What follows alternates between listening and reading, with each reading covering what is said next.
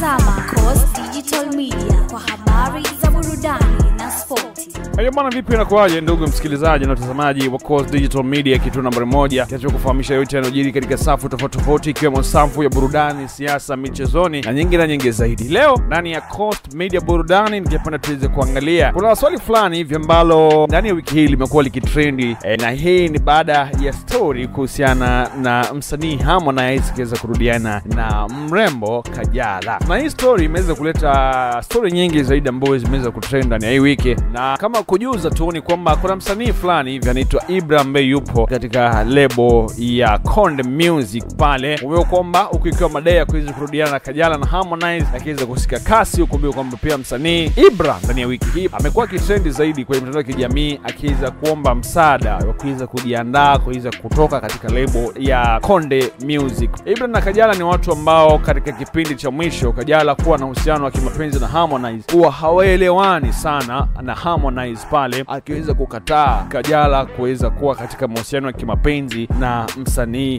Harmonize. Na sasa basi kiwemo kwamba siku ya juzi ambapo Harmonize aliweza kuonekana akiweza kucheza na Kajala kwenye birthday ya mtoto wa Mario. Baada ya hapo msanii Ibra aliweza kuingia kwenye ukurasa wa Instagram pale na akaweza kuandika ujumbe akiweza kuomba msaada kwa mashabiki aweze kuchangiwa pesa ambayo angemlipa Harmonize ili kwamba aweze kujiondoa katika lebo ile Konde Music Worldwide. Hivyo basi Harmonize mwenyewe aliweza kuzungumza akasema kwamba yeye katika swala la kuweza kuondoka kwa Ibra hawezi kulizungumza kwa sasa, akisema kwamba kunayo haja ya msanii yeyote endapo angependa kujitoa katika lebo yoyote ana uhuru, akilinganisha kwamba pia yeye alipokuwa katika lebo WCB ilifikia wakati aweze kujitoa. Lakini pia Ibra mwenyewe alipoweza kuhojiwa aliweza kusema kwamba yeye yupo serious kabisa na swala lile la kuweza kutoka kwenye lebo ile ya Konde Music Worldwide, akisema kwamba yeye mwenyewe ana uamuzi na kwa sasa anahitaji aweze kuwekeza kivyake. Hivi kwamba basi Ibra tutakuwa tunaangalia itakuwa pale inakuwaje. Kumbuka kwamba Ibra alipoweza kutambulishwa kwenye lebo ile ya Harmonize ambao ni Konde Music Worldwide, ameweza kuachia vibao vikali zaidi ambao kiwemo Darau,